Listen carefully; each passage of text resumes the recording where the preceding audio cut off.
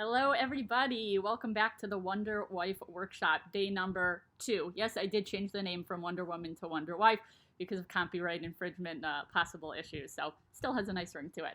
Before we get into the content for today, I just wanted to give a super shout out to all of you guys who around the world. We have women who are in this group who are listening, who are committed to really making a change in their relationships with their spouses. So you guys are amazing. I hope you feel good about what you're doing, and I am just so happy to have all of you tuning in and listening to this.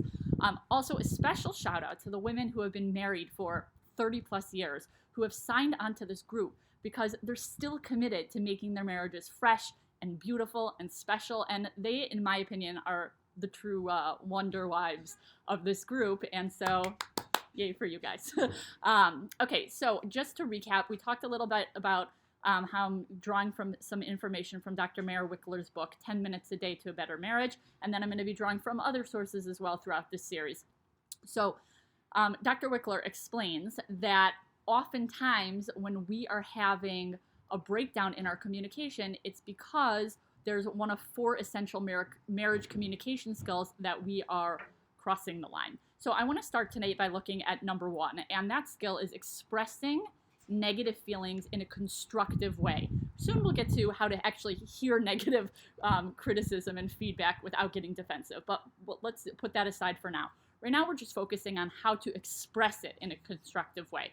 And when I talk about negative feelings, I'm talking about things that take the form of anger, bitterment, resentment, annoyance, disappointment, criticism, anything that we generally don't like hearing. That's what I'm talking about. So when we give that type of feedback to our spouses, how should we go about doing it, right? And it's not reliable to just say we're going to bite our tongue or we're not going to ever say anything negative to our spouses, because once again, it's important to have that open communication, but we just have to know how to do it.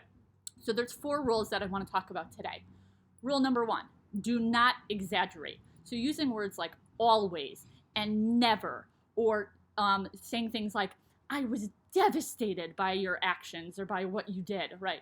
Maybe you were really devastated, but a lot of the time you're not. A lot of the time it's like, I was annoyed or I was upset. So use more toned down language instead of trying to be dramatic and blow things out of proportion. Because when we do that, our spouses just say, well, that's just not true. I'm not always doing this. I'm not never doing that. And honestly, I don't think that what happened would be cause for you to be devastated. So they just kind of tune you out and take it as not being anything worthwhile hearing because it smells of non-truth to them.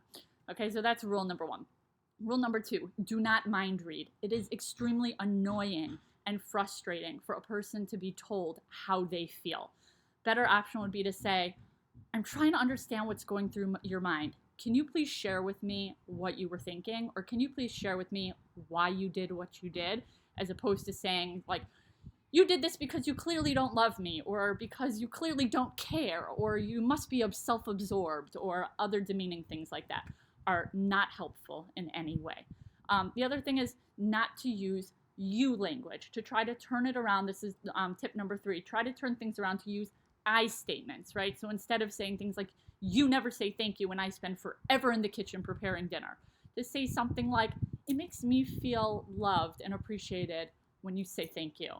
I would really appreciate some more gratitude for the hard work that I'm doing to put some healthy, delicious, beautiful meals on the table for our family. And rule number 4, do not generalize. So be very specific and provide examples of what it is that you are upset about or what the feedback is that you're trying to give your spouse. So, for example, it goes along with not overgeneralizing and not saying words like never or always. So, you have, let's say, Sally and David, and they're married. And Sally asked David, can you change the light bulb in my closet? So David says, sure, no problem. A day goes by, 2 days go by, 3 days, 4 days, 5 days, and the light bulb still hasn't been changed yet. So Sally goes over to him and says, oh, you're so irresponsible. I can never rely on you to do anything. I may as well just change the light bulb myself. So that's overgeneralizing, and it's using words like never and you statements. And she's really broken all of the rules here, right? But instead, if she's clearly so upset about this, I don't think it's just about the light bulb. Clearly, there are other instances where David hasn't met up to Sally's expectations. So at that point, it would be better for Sally to go over to him and say, I'd like to discuss with you some specific instances where I asked you to complete tasks and I felt as though the tasks were not done in a timely manner. And then she goes through the specific instances. And then at that point, she actually has a chance to hear his side of what's going on. It turns out it could be that David is feeling so overwhelmed by the long list that Sally is constantly throwing at him that he just is like in over his head. He figures, why even bother? And he doesn't even try. So at that point, it opens up a chance to have that dialogue and that communication. Okay, so we'll stop there for today. Thank you guys so much for tuning in, and I'm looking forward to continuing on this journey together tomorrow.